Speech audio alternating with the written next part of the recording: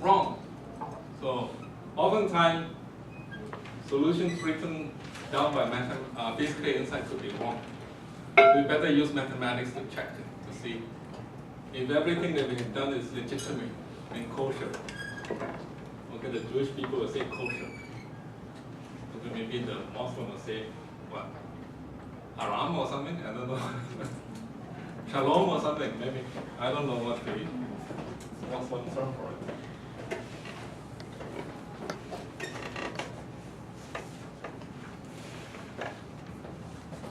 So let's look at just a two-layer case. Okay, maybe I don't erase it, but just replace it with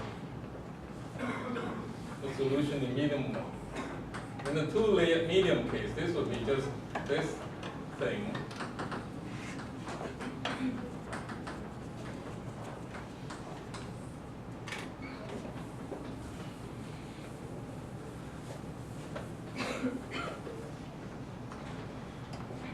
And then I will have to write down the solution in region 2.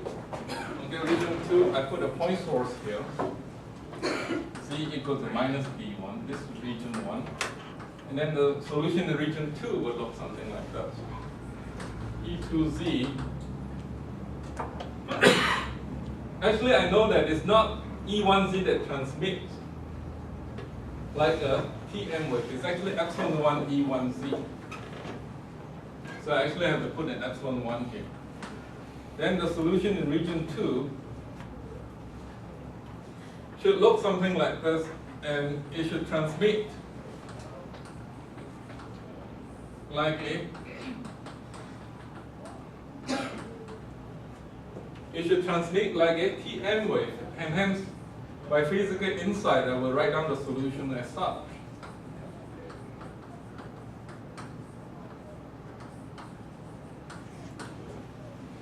T1 to e to the minus I k to z, when z equals minus b1, then it should be z plus 2b1. I believe this is correct. No, this is not correct. This is not the correct phase. Z equals b1. When z equals minus b1, then this phase should be 0. So this downward wave should go something like that. But it should have this acquired phase too. And it should have this acquired phase.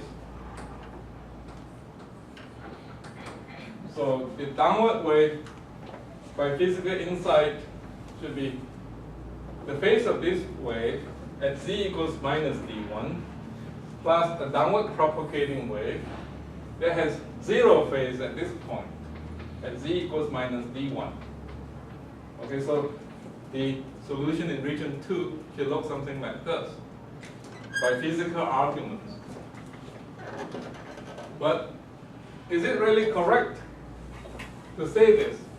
In order to say this correctly, you have to argue that when I say that this expression equals this expression, the argument, okay, the argument of these two things are equal to each other. Yes? Should that be K1Z or K2Z?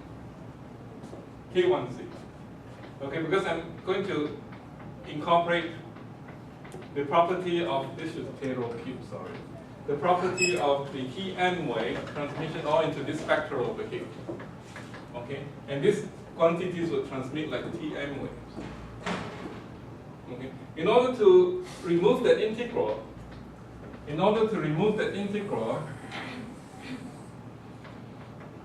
I have to say that when two integrals are equal to each other, the integrands will be equal to each other. Okay?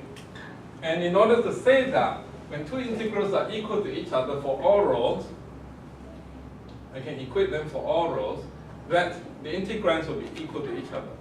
And this is only true if this function is a complete function. In other words, to say this mathematically, say if I have f1 of k row, j0 k row is equal to 0 to infinity k rho, f2 of k rho,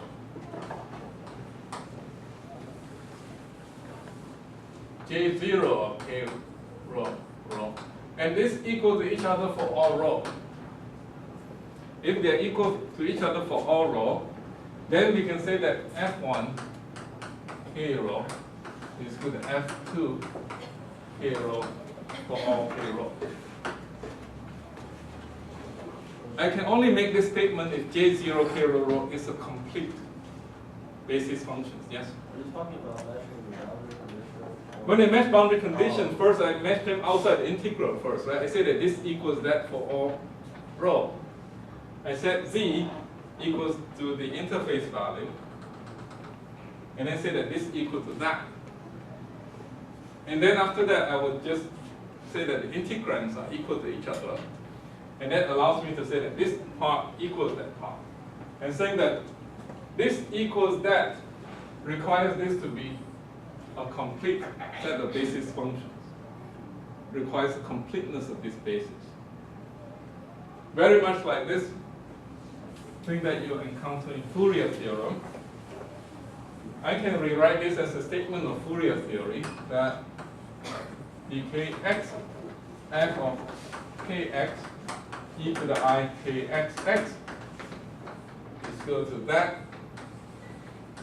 f2 of kx e to the I kxx, and this is true for all x.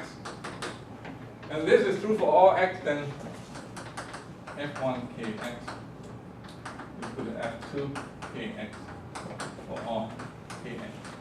Very similar to Fourier theory. And we can say things like this because of the completeness of these basis functions that they're working with. Otherwise, you cannot make statements like this. Okay? Because of the completeness of this J0, when we mesh boundary conditions saying that this should be equal to each other for all rho, then we can just mesh the integrand part, because this is just complete. If we mesh the integrand part, then what we would have is that e to the a coin 1z, z plus r12, e to the I k1z, z plus 2d1, evaluated at z equals minus d1, must be equal to this part over here. k2z, z plus d1, e to the I k1z d1, evaluated at z equals minus d1. Right? We can only say that if the functions multiplying them is a complete or form a complete set. Okay? So because of that, then you can say that solving this problem is nothing other than equating the argument, the integrand. And this is just a scalar transmission line problem now. No matter how many layers I have, it becomes a scalar transmission line problem after I'm able to remove the integral. Okay, and then if you evaluate this, this becomes z equals minus d1, the phase will cancel, and then you will have this very simple relationship, just like what you do for plane ones. And then you can write down the other equations and so on. But you can use physical insight to get there. But make sure that you do it correctly. Of course, some people did it wrong. Some people would use this other identity. It turns out that this other identity is this other one.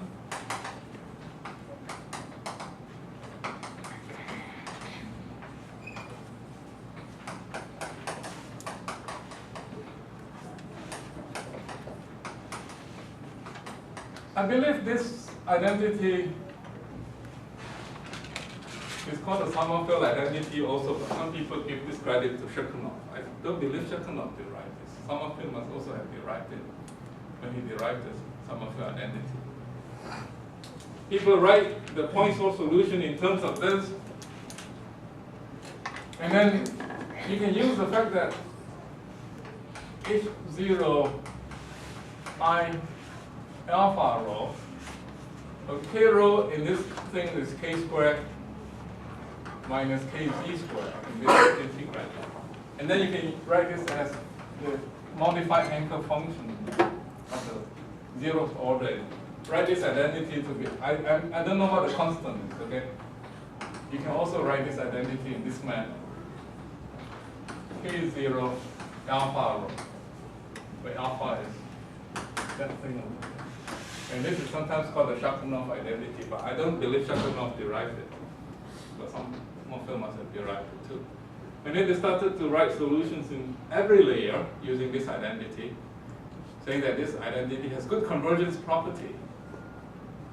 It converges very fast. Because when rho is not zero, this is exponentially decaying. And then start to mesh boundary conditions and get solutions that are entirely and totally wrong. Okay?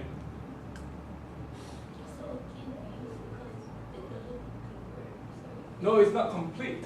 This is not a complete function in the rho direction. And there's no statement that says that all functions of rho can be expanded in terms of these Hankel functions or modified Hankel functions, where you prove in your homework that this is complete.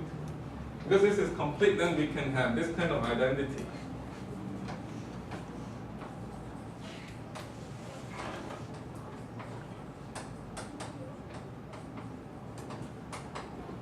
I think I asked you to prove in your homework that this is true, right?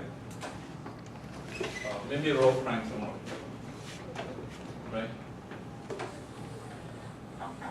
If even the singular delta function can be expanded in terms of this Bessel function, this must be complete. Okay? Yes? So just to clarify, so the Bessel functions are complete in rho, In rho. but the Hankel function isn't, even though it's a linear combination of Bessel functions. Right? They are complete in rho, but k rho is a real number when we invoke the completeness axiom. K rho is always on the real axis. But in this one, in order to get here, we have to detour k rho to the complex plane. And of course, this is real. This is complete. Now kz is real, and this part is complete. So it's very good for solving optical fiber problems and electromagnetic Borel sensing problems. If you work for Schlumberger, you have to solve this problem. Put a source inside a borehole and then start to find the correct solution. Then this is a good function to use because it's complete in the z direction. You can write down solutions here and then mesh boundary condition, then remove the integral. Remove the integral. Okay.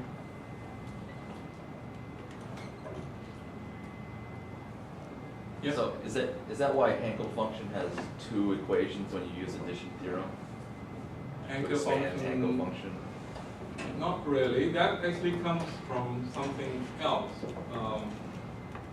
That comes from something else. The Hankel function has two expressions when you do the addition theorem.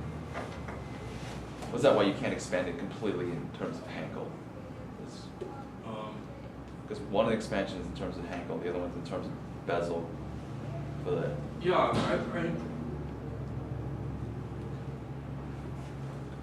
that comes from some other things about completeness, okay, but not because of that. Someday I'll talk to you about why that's the case. It comes from another completeness issue that is not entirely what we talk about here. It also has the fact that, related to the fact that Hankel functions alone are not complete. You actually have to have Bessel functions, they are complete. And one way to look at it is that Bessel functions comes about from this Thum-Loovier problem. If you have a waveguide and defining a two-point boundary value problem, origin and some finite value, this is a Thum-Loovier problem. That Bessel's equation is a Thum-Loovier equation. So all solutions of this Thum-Loovier equation has to be complete. It turns out the Hankel function is not. Okay, so Hankel functions are not complete for that reason, but we can always write things in terms of Hankel function by using some identity, but actually it's related to Bessel function in disguise when we wrote it in that form. We wrote it in that form so that we can do contour deformation. Okay, and then because it actually is a Bessel function in disguise, then we can match boundary conditions and invoke all those things. Okay. So are there any questions before we move on? Yes. So is it safe to say that you need to, when you're solving the layered medium problem, Right. you need to find an expansion basis that's complete in the axis along the layers? So like For the borrow and optical fiber, you have to find a set of basis functions that's complete in the z direction, and this turns out to be a good set. For the layered medium problem, you have to find a complete set that is complete in the x and y direction. It turns out that either you use a Weyl identity, where the complete set will be this one over here, or you convert this into a Bessel function. Bessel functions are actually representing plane waves propagating in all directions. This is complete in the row direction. So then for like a different geometry, you would just have to find a basis function. It's complete in that domain. Yeah, you have to find a set of basis functions. Otherwise, you cannot solve this problem. Okay. So it's oriented angle that it's oriented with the plane, then the angle function will be used with the right? That's what you're saying, right? Yeah, this one we use this set. The other one we use this set. But if it's an arbitrary. Or then it doesn't have a closed form. Okay, it doesn't have a closed form. Then you resort to some numerical method. You can't use superposition in this case. No, not for geometry. You can use that for sources. Principle of linear superposition does not hold true for geometry. You cannot solve a waveguide like this and then solve a waveguide problem like that, and then if the waveguide like that is linear superposition of two solutions. That's not true. Okay. Can't we rotate the coordinate system to solve the angular? What is that? Suppose you have media and an angle. Can't we rotate the coordinate system? Or you could. If it can be rotated back to be a layered medium problem, of course you can do that. But if you have some other orientation, if you cannot do a coordinate rotation to get back to a simpler problem, then you cannot do that. Okay. So this is how you do a dipole field. You can repeat the same thing for a horizontal electric dipole, which is done in the textbook. I wouldn't go through the detail, you can read about it. You can also do the same thing for vertical magnetic dipole. And in the case of vertical magnetic dipole, you have a equivalence of a electric dipole. You produce a TE field, very good. Okay, it's written up in the textbook. I wouldn't go through that. But let me just go through some physics of vertical magnetic dipole. A vertical magnetic dipole, this is vertical magnetic dipole. Okay? And the important physics that I want you to understand there is that in electric dipole, we say that IL is equal to I omega QL. Okay, and this is actually I omega P. I think there's a minus sign involved. Okay, so, but then for a magnetic dipole, unfortunately, we don't define the magnetic dipole moment as such. We define the magnetic dipole moment, P, to be mu IA. Okay, this is called the magnetic dipole moment, but in order to make the two to be the same, it should be mu IA. It's just a quirk of how things came about. Okay, that this is actually the dual of an electric dipole.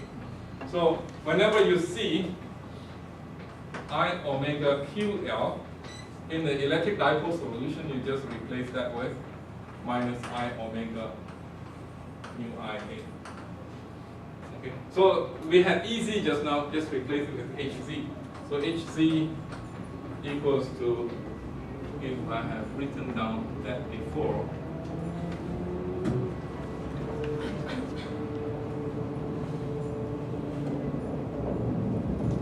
and then HZ will be something like, according to what I have in my textbook, is something like this. If you do the correct duality principle thing, you get things like that. Okay, and then you can write down the magnetic dipole solutions quite easily. And you can go through the same thing, except that this now is a TE wave. So presumably you will know how to write down the solution for vertical electric dipole, horizontal electric dipole, vertical magnetic dipole, horizontal magnetic dipole. Now, then any arbitrary sources placed on top of a laid medium, you know how to solve.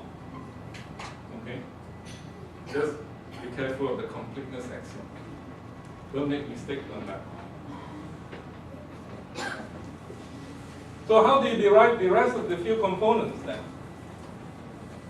We know how to only write down the z components in terms of Sommerfeld integral. How do we write down the rest of the few components? Well, you can use Maxwell's equations to try to derive the rest of the few components. Say EZ can be written in terms of a Sommerfeld integral. Dk rho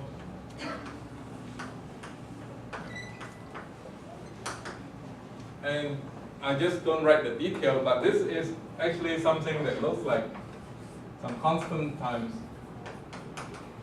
the Hankel function times some plane wave solution. Okay, so that is the case. And in general, you can write down the total few components E, x, y, z in terms of this Sommerfeld integral.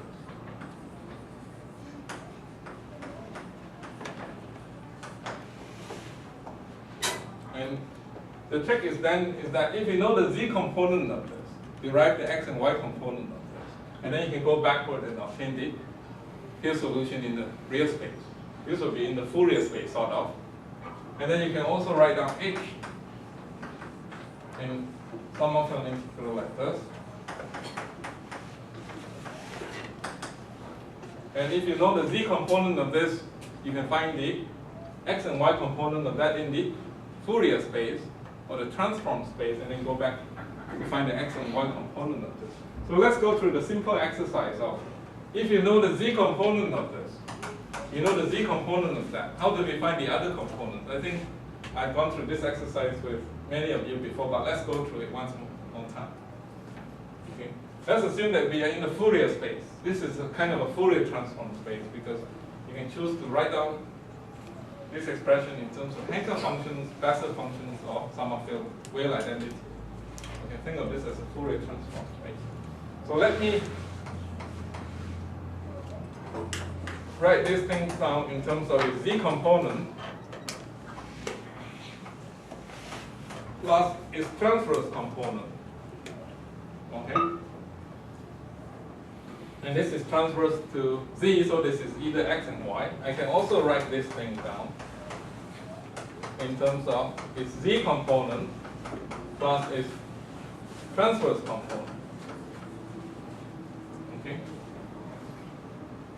And then I can plug them into Maxwell's equations, and then I will also write this del operator in terms of its z component plus its transverse component. I will drop the tilde because they are laborious to write. You know that I'm just doing things in the Fourier space. I use the tilde to denote the Fourier space. Now if I write down Maxwell's equations, then I will have curl S curl Z cross ES plus EZ equal to I omega mu HS plus HZ, right? This is Maxwell's equations written in this new notation. Let me see if I'm on the right track.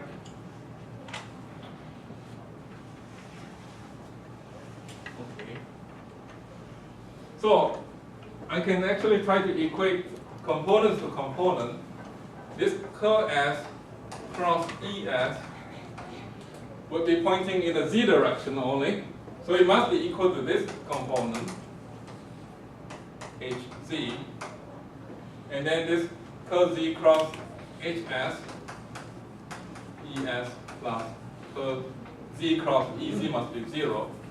Okay, then this is grad Z cross ES must be pointing in the transverse direction. This must be true, right? This must be true.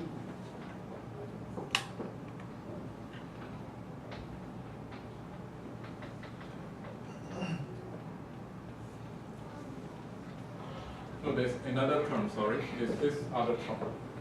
Okay, so I should have S cross EC plus this. Those are pointing in the transverse direction. But usually in case one of the EGs or the HCs is 0, right? Yeah, I want to do the general case so that it could be either TE or TM, and then EZ and HE might not be equal to 0. And then let's see what happens there. Okay. So the trick here is actually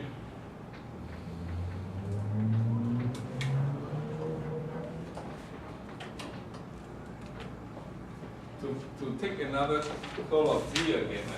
Curl of Z cross curl of S cross E of Z plus curl of Z cross curl of Z plus E of S is equal to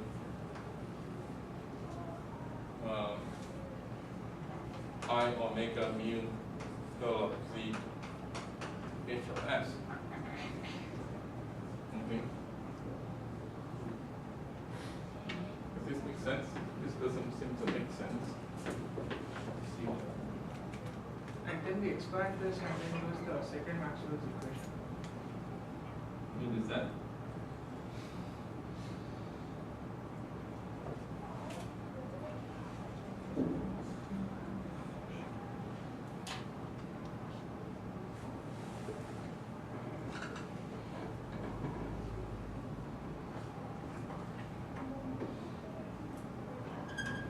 Okay. This should be a cross here. Yeah, now we have two terms. We expand both of them using A cross B cross C vector identity and then use the second Maxwell equation. That's right, we have to use the second Maxwell's equation. So this can be simplified. This, we can use the back of the cat formula. A cross B cross C is BA dot C minus C A dot B. Okay, so this would become something like curl Z dot ES, which is 0, minus ES, right? So the first term is equal to 0. Second term is not, but it can be simplified.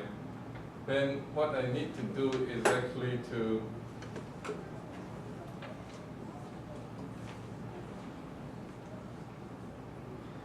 let me see what I did here.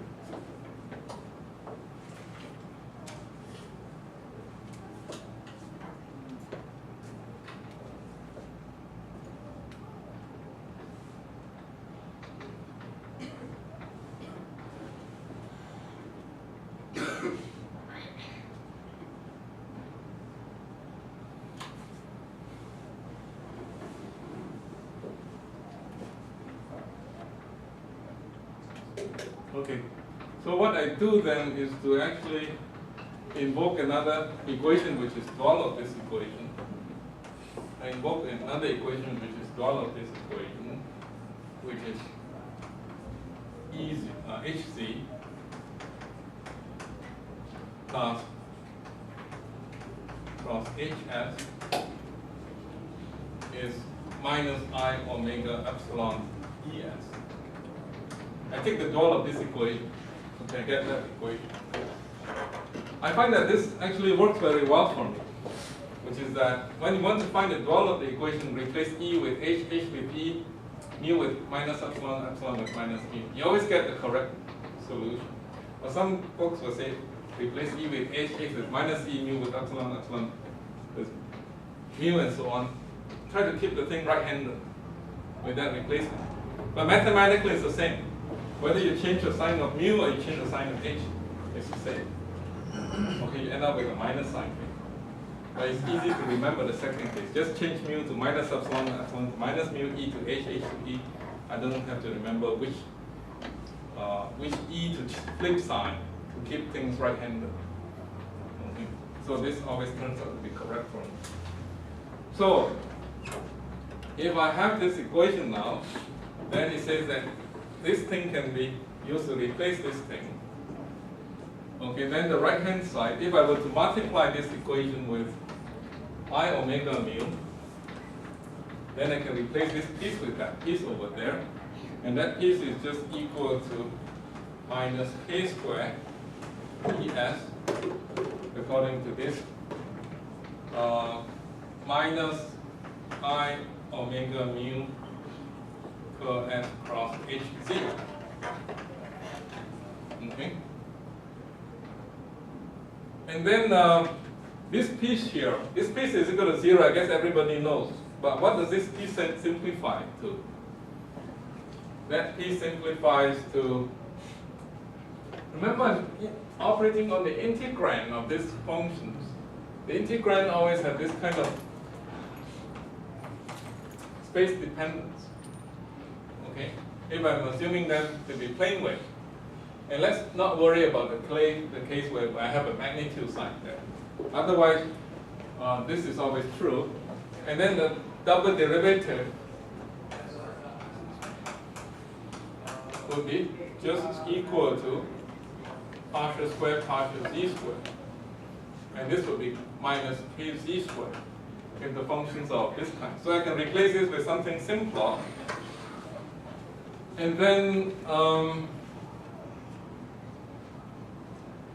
so this term is actually just plus kz squared Es. Okay, am I right?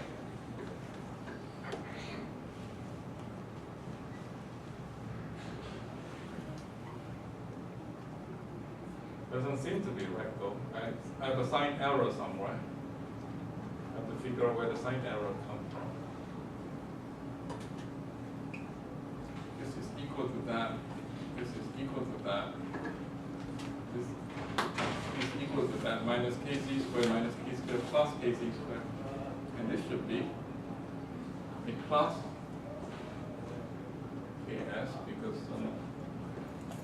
oh, this actually minus I times I gives me a plus. Okay, so the sign error is here. Because I have minus I omega mu times plus I omega epsilon. So there should be a plus sign there. So now if I arrange terms, if I rearrange terms, then that allows me to say that I can write my Es in terms of EZHZ. So there's a k squared minus kz squared here, and then I can write that Es. This equation involves only Es in terms of Ez and Hz. And if I write it out, and this is just equal to, again using the back of the cap formula,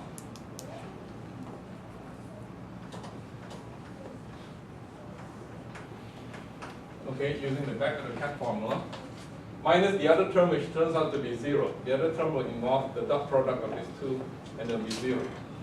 Okay? So if you use the back of the cap formula to simplify the form, then you finally obtain that Es equals this.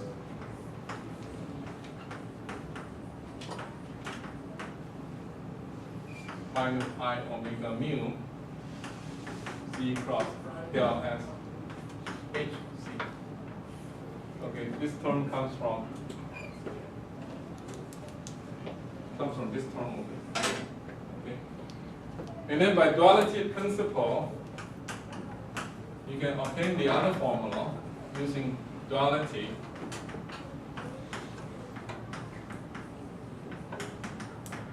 And this must be a plus sign.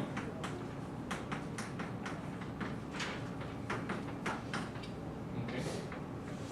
And so if you know all these functions now, in the integrand, I can put back my tilde to indicate that they're Fourier transform components.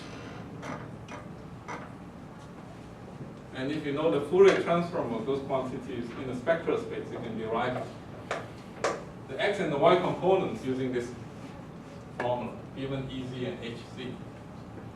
Okay. Are there any questions regarding this? So now you know how to solve for the complete solution of a source in the layered medium. At least you know the method to do that. You put a point source in there, you find the z components first in the spectral space, and after having found the z components in the spectral space, you find the transverse components in the spectral space using this identity. And then you plug them back in here and integrate again. And you can get this complete solution. The only thing that is difficult is having to perform those integrals. And you have to perform those integrals, yeah. So when we apply the curve on both sides of the equations, do we make a stronger constraint on the continuity of the field? Which one? Like, if we take a curve on both sides of the equation, Right. so do we have a stronger constraint on the continuity? We actually look at the integrand. The integrand is actually a smooth functions on rho and z, except for cases where we have occasionally something like that. Then this is not a smooth function of z. In that case, we take particular care. Let's assume that we are away from this z equals 0 point. Then this analysis will go through. And if you want to be a purist and want to be rigorously correct, you keep track of those delta functions, and you will still be correct. Okay? You just have to be careful. Actually, this derivation does not go through. Does not go through for this kind of function.